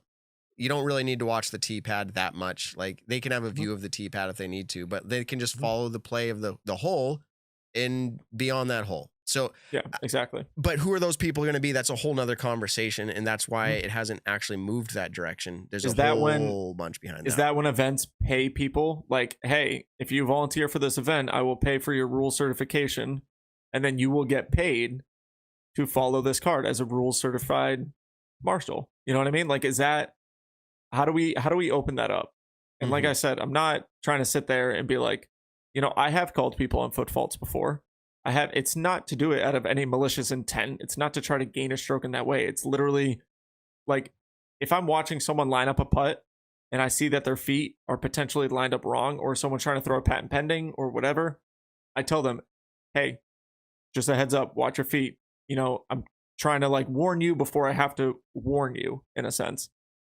So majority of the time, I would assume players are not doing it out of a malicious intent. I don't think any of the players on the lead card are trying to do it out of a malicious intent. But at the same time, one of the biggest things about all this is that we're watching it live on coverage, a rule getting broken. this kind of what the newer generation sees is, all right, it's cool. No one's really going to call it. I'll take my minute. Doesn't matter. And now you get this generation of people who are taking a minute per throw. And now C tiers are ridiculously annoying because you got that one guy or girl. It's always the next generation, Nick, isn't it? Dude, I mean, kind of. I mean, they're the ones who they're the next generation of disc golfers right now is watching disc golf. They're not on the road yet. And hopefully in the next 5 to 10 years, that next generation will be on the road. But I don't know. That's where we're kind of, I don't know. So, Evan, any thoughts that came up during that conversation or that discussion that Nick and I were having? No, I agree with all of it. I think, steps should be done. I think the people want to see changes happen within that, the rules to be enforced. Having 18 officials on the course is obviously a long-term dream, but I think we could start with at least a couple, maybe some on call.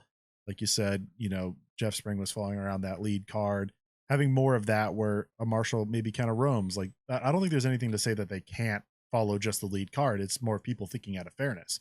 It's not saying that's illegal or not allowed. No. So at the end, people are complaining because of the broadcast. So if you're following the lead card, who's probably the one that's mainly featured on the broadcast, I don't see that being bad at all if that was the case. And Nico, because he's getting on lead cards, is penalized more often than, let's say, someone else who's taking just as much time but isn't being featured. That's just what happens. I don't see anything wrong with that. And that's where we also had the discussion, and it was kind of like, look, if you start using video evidence as, okay, you clocked it, you have someone videoing, everyone's like, the second they get up to their mini, they're videoing it the whole time. It is unfair for the top 2 or 3 cards who are getting hit with the cameras week in and week out versus the other people who aren't getting filmed. So and it's an imperfect world. I would say making lead card, for those of you who think it's unfair, and I find myself in that perspective sometimes, it's kind of what you get for being on the lead card. There's more eyes. There potentially could be in the future more rules or tournament officials on that card than there are on every other card. Maybe there's one on every hole, but the lead card gets more. Maybe that's just part of it. Like, you've made it to the lead card, you're going to get a little bit more scrutiny. I think that is just how it's going to be. Nothing wrong there. For those saying, is it that big of a deal? I'm just kind of trying to wrap up this topic. That big of a deal? I would say the answer is, in general, if we're talking outside the scope of disc golf and rules, it doesn't matter to me if someone takes 35 seconds or 40 or a minute. But when it comes to rules, we can say they're dumb, but if they're in place, they should be followed. They should be enforced. That's where I'm at with it. Now, if we don't like it, we should work towards removing it. So if anyone wants to start a petition to the PDGA, that's where he would go. That's interesting topic. But so all said and done, do I think anything's going to change? Nico felt a little bit of pressure in the previous year. We know that Gannon Burr did following the finale, because he got called out and he started shifting. It will start to happen, but players themselves are going to, if every player, and I'm not suggesting this is the way to handle, but if every touring player went on their social account and did what Drew Gibson did today, do you think Nico would hear that? Do you think Nico heard Drew Gibson's social post? I think he did. Someone had to have sent it to him. Mm-hmm. So if everybody did that, Nico is going to say something, or he's going to be like, I got to fix this. So like, it can be changed. Is it a big deal, or should we just say, let's get rid of the rule? But then you have to be really discretionary with time. I think there's a time and place for it all. So that's kind of wrapping up the conversation. What do you got, Nick? Yeah, and this will this kind of bounces off it. It's not at all pertaining to Nico or time violation, but someone was saying Joel took casual relief where, or Daniel was saying Joel took casual relief where it wasn't allowed, got several strokes for it, and he's saying that to someone. I haven't heard this. Have you guys heard anything about it? Yeah, so it wasn't that he wasn't allowed to by the rules. It's that he thought he couldn't get to a certain place, maybe because there's thorns or just too much brush. It seemed that the rest of his card thought he might have been able to do it, and before they kind of decided, Joel stepped up to the casual relief place, through, and just kind of went on, and the rest of the card was kind of like, oh, we didn't decide that yet. It's up to your whole card. Yeah. And I think the rest of the round continued on, and at the end of the round, he was penalized for that. He didn't play provisional or anything because he didn't think he could step there. Yeah, dude, casual relief is another finicky rule. I've actually, when you play earlier in the year and snow's melting, a lot of soggy areas, wet stuff, like wetland, stuff like that. I mean, a lot of people are like, oh, do I get casual relief off this? And I'm like, well, you can put your foot there. It doesn't matter if it's a little wet. It's not like your foot is sinking into a lake. I was like, I don't think you're supposed to. It has to be casual standing relief there. water. Like standing water is in like. No, It's like just- it could have flooded, let's say, a depression in the fairway, Mhm. and it's a 10-foot circle of water, or 4-foot circle. If it's standing water, that's Yeah. not part of like, it's declared as casual because it wasn't a part of the original course design. Then yes, you can take casual relief, but not for like muddy If you're- ground. If you're in a creek that is listed as casual, where you can play in the You creek. can't make I'm up saying what casual is during a tournament. That's your point. Exactly. Like, And this that's is what- casual. yeah. No, it's not. I feel like people are like kind of also in that You regards can't. of like I don't think you yeah, can make up what's casual. You cannot do that. It has to be declared as casual before the tournament round starts. Okay, gotcha. I'm almost 100% sure, and someone can correct That's where me on that's but where I'm kind of like, but if you can put your foot there and you have a solid stance on it, it's not like I can say, oh, my foot doesn't feel comfortable here or might get a little it might wet. get wet, so this And then is I move casual. my- No, you can't. Yeah, then I move my foot back 5 feet, and it's I like don't no, think now I that's have a wide open putt. But I don't know. There's so many rules that just don't Which is why have. tournament I'm trying to- directors before an event, if it rains the night before, they need to go check the course and see if there's standing water that wasn't there the day before. And here's the thing, if they don't call it as casual, then you need to go into it. If it's not marked as OB, like you'd need to go into it. So Yeah. this is a good, like, it opens up a lot of doors to this conversation, and we'd continue Yeah. on, but Nick's getting ready to hit the road. Yeah, well, I'll end it on All right, this. we'll but put it on I you think, then. You can stay up Yeah. later. I think some of the I'm staying up all night. I think some of the rules are just kind of worded a little weird, and I've noticed that like I've seen pro players talking about it recently, and in golf, and I've seen this before on the PGA Tour. A player will go up to a ball and not know whether he's supposed to be hitting it in that spot. I remember this happened last year. I think one of the top professionals. There was some like little grate thing right in front of it, and he had the rules official come over. They like called him over, and he was like, do I have to play from here? Do I get a drop? And the guy's like, oh, well, this spot right here, you drop it from the hip, and then if it rolls twice, there's a bunch of different things. But long story short, a rules official came over, gave him the ruling on it, and to where I was like, do you think the player even knew that rule, or are they just asking the rules official because they have the luxury of doing that? So that's my spiel. All right. That's the Discura discussion. That is the If Discura you're discussion. looking for sweatshirts, lifestyle, or UPF 50 rated, hats, anything cool apparel wise, go to discuradg.com. Also got a couple more. You actually can't really see the stamp, but that's one of my. Oh, you can't even see it on the screen right now, but right there. That's one of my the Dark Knight stamped discs. There's a couple more forces. I think there's a nuke or two and like an Undertaker. So check them out, discuradg.com. That was a good discussion. I think I don't want to have that discussion over and over and over again, because when it comes to, like I said, rules getting changed and all that, it takes some time. But I'll just end saying that. So we have a few more small things to talk about before we get to that in the show here. Nick, by the way, I think you're in a new place. I don't know if you brought any jerky with you, but we got to get you some more there. I actually have. Are we about to open up some jerky right now? Yeah, you wanna. All right. Yeah, here's Double G. Whoa, Double G craft. This is smashed cracked pepper. Everybody, this is. I always think I have found my favorite. Then I have another one. Here you go, Evan. Ooh, let's go. This, everybody, that we are enjoying right now is Double G Craft Jerky. They have jerky subscriptions. You can get 3 months, 6 months, 12-month subscriptions where you choose what jerky they send you for that period of time, once a month. So if you do a 3-month subscription, you will get once a month whatever you ordered for 3 months. If you did a year long, every month you would get shipped jerky every month for a year. The subscriptions are awesome. Tournament player packs are fantastic. They got multiple options, multiple levels there. Use the code Nick and Matt. You'll get a free gift with your order. You're trying to hand me back the jerky, and I'll take it gladly. I have one pack with me right now that actually I think Paul and Hannah gave to me when I was leaving Texas. And it is the hot boom sauce.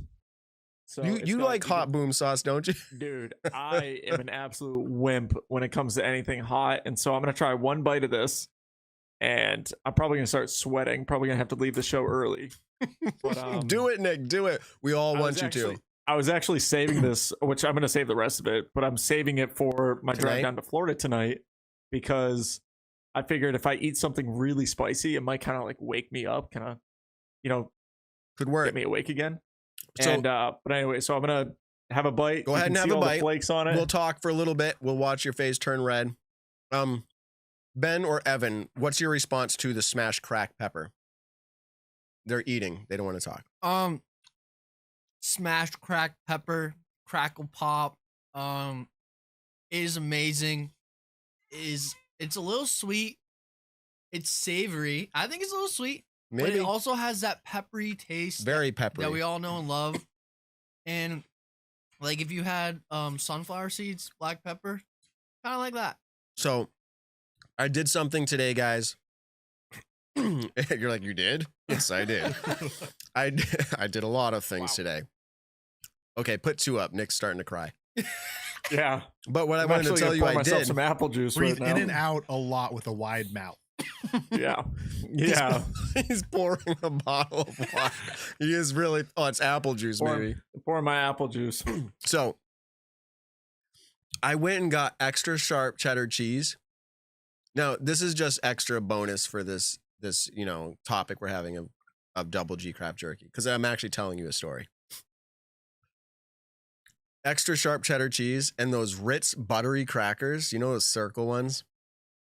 I was eating them like for a work snack today, and I happened to have next to me the smashed cracked pepper jerky. Ooh, and I was like, this is taking things to the next level. Like have like some cracker with cheese and then like that smashed cracked pepper jerky.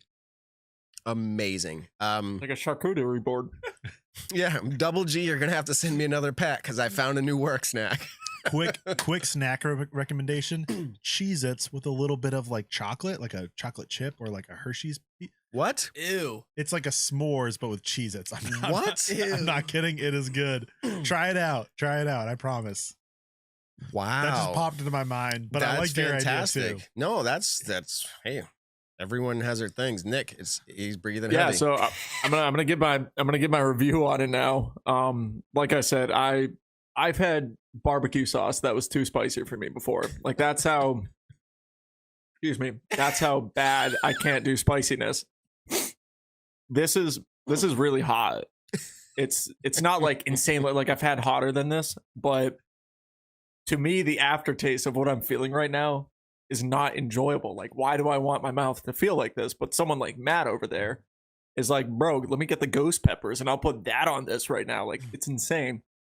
So, that's another my whole body idea. is actually kind of hot right now. That's another idea, dude. I had never thought of that. Maybe the chat has done this before. You take the jerky and you get some hot sauce and you pour some hot sauce on your jerky. Like, I'm gonna call the cops on you because you guys are psychos if that's what you're doing. And I'm being serious. Like, that sounds legitimately good. Now, I'm not saying like ghost. All that could be good too. But Yeah, like, you some have to good get hot sauce. The right kind of hot sauce. Like I'm thinking like a sweet habanero, like that. I have the one in my back at home, like that. I just know would be perfect. I just want to like. I just want to do it now. So here's the thing, and everyone, I guarantee people are like, you're still talking about jerky. We're just having a casual conversation. I think we're gonna do a segment with Double G Craft Jerky because we've all talked about it, where we're like, this is really good, and we talked about gas station jerky. We're gonna play a game, and it's gonna be like a question game, and we'll go around the room type deal. And if you get it right, you get to have Double G. You take a bite of Double G jerky. If you get it wrong, you get the gas station jerky. Like it's gonna be like a punishment. If you go over 3, you got to stick with the Slim Jim. Hey, Slim Jims have their place, but yeah, it's not jerky. Like it's not even close to this quality jerky. So Nick's still downing the apple juice. Yeah, I wish I had milk right now, which actually my girlfriend always makes fun of me because I always drink milk when I have spicy stuff. But but milk is a tool. It helps. Oh God, yeah. We were out to dinner when we first started dating, actually, and we went to this really, really fun restaurant right by our house called Iron and Ale. And so I ordered the honey sriracha bites because the time before I had them, they just tasted like a sweet barbecue.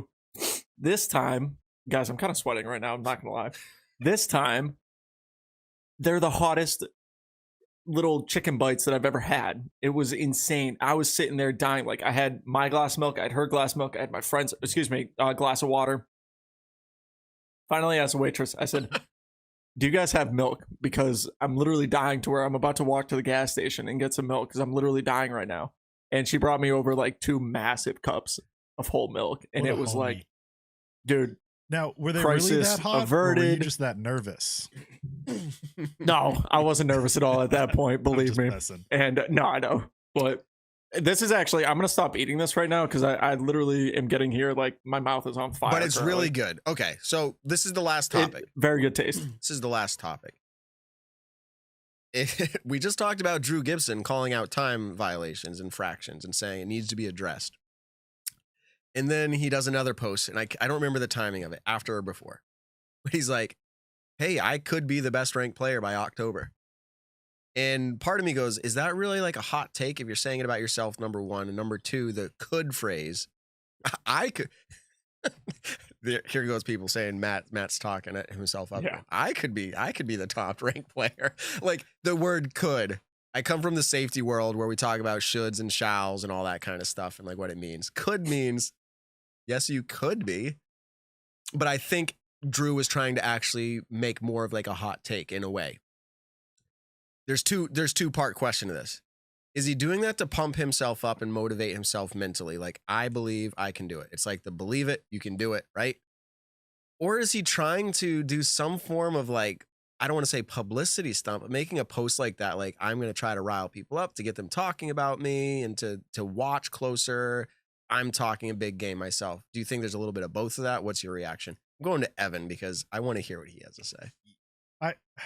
He said he was going to be the highest rated player. Ranked. Ranked. So UDIS world rankings, for instance, he goes, I could be number one ranked. And he goes, I don't mean to like ruffle any feathers kind of thing, but that's me. Yeah, I think that's more attainable than highest rating because I think he could get hot for 3-4 events and just dominate, and that could push him high enough to do that. Where like rating, I think it would take kind of a year long to get 1055 or whatever. Is it Eagle or Ricky? I don't even know who's number one in that sense right now, but I see it being possible. What would he have to do? Like, how many would he have to win? I think you'd have to win like 4 or 5 in a row or in like a 2-month period. Like it would have to be like winning worlds, winning. I mean, the Pro Tour Championship, it would be, or USDGC, one of those two or both. Like it would just need to be a lot of big wins. And I think Drew Gibson has showed us that's possible. I think we all know that he could on any day, again, using could, be there in Tour Championship. He was there in the final round, won Vegas. Ledgestone had an incredible run. Was it? I don't know. Some event he had an incredible run in the woods. Ledgestone he did great at. Yeah, I think could is absolutely a right word. I think will, I would put it at under 5%. And that's not to say that's not to be rude. I think it's not rude. But like it's greater than 0. I'm gonna read it for you, and then Nick can react. Call me delusional, crazy, or whatever you please. But I truthfully believe. But then he goes to the could. I truthfully believe by the end of the season, I could be the best player in the world. UDisc says I'm number 6 now, just to put it in perspective. That is pretty high. This is no disrespect to whoever you think is in that number 1 spot. Now I just believe in myself, and I think I'm making the correct adjustments to be in the conversation come mid-October. I hope you all have a day, and I can't wait to get back out on the road. Like, Nick, I don't think you feel like you'll be the number 1 ranked, but what point do you think you would make a post like that? Yeah, at what point do you think you would make a post like that? What would have to be in place for you to make a post like that? I mean, not shooting 1075 and then 950. So that would be a pretty good start. I'm allowed to joke about it by myself. Are we allowed to laugh? No, I'm kidding. No, absolutely not. Just kidding.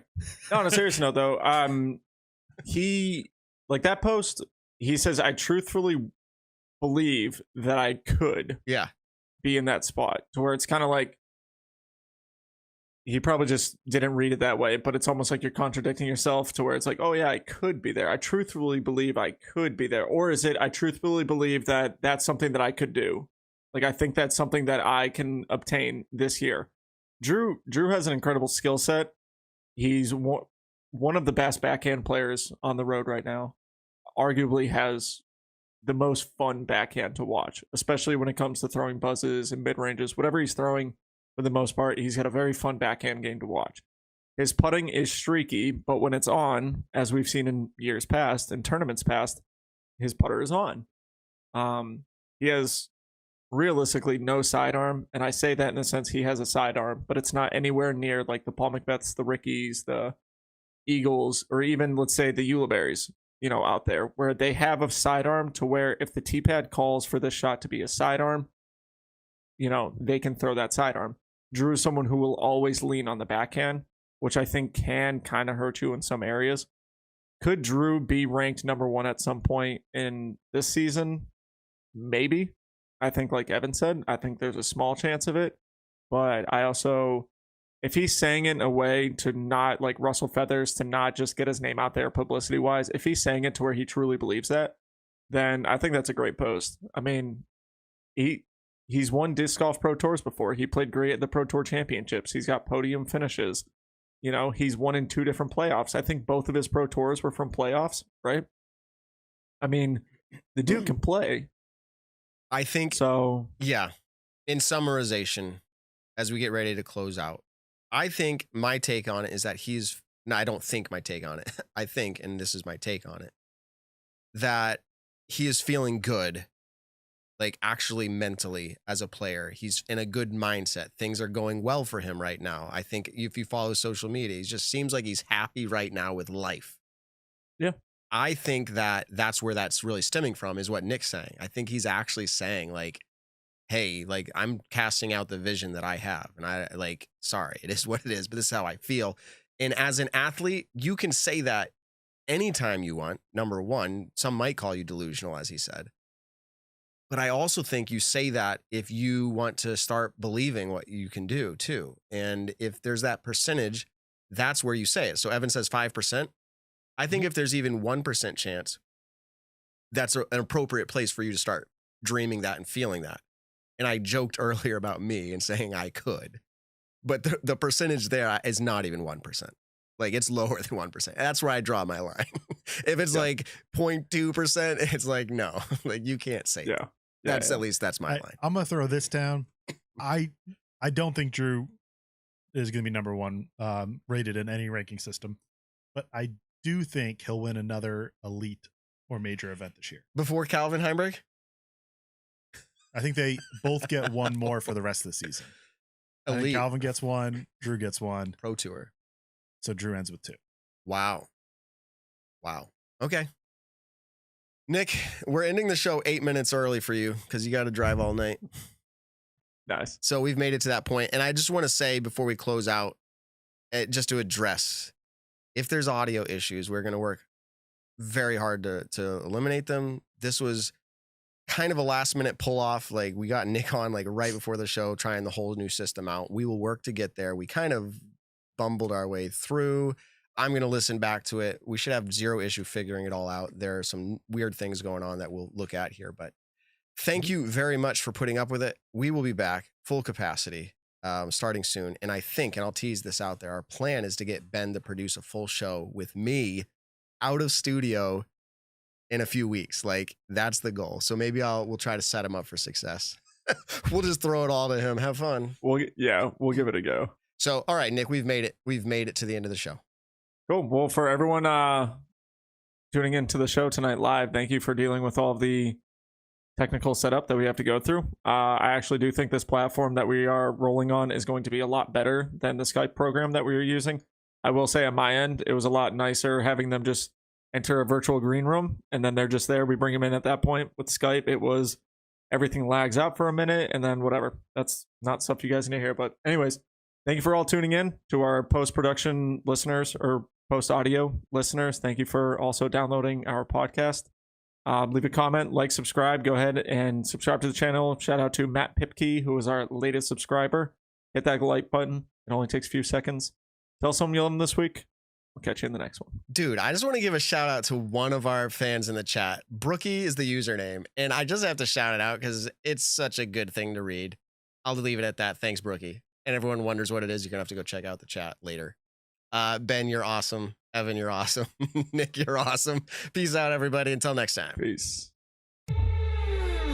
The Nick and Matt Show, a disc golf podcast designed for you, the disc golfer. Find the Nick and Matt Show on your favorite podcast platforms or join the conversation live on YouTube.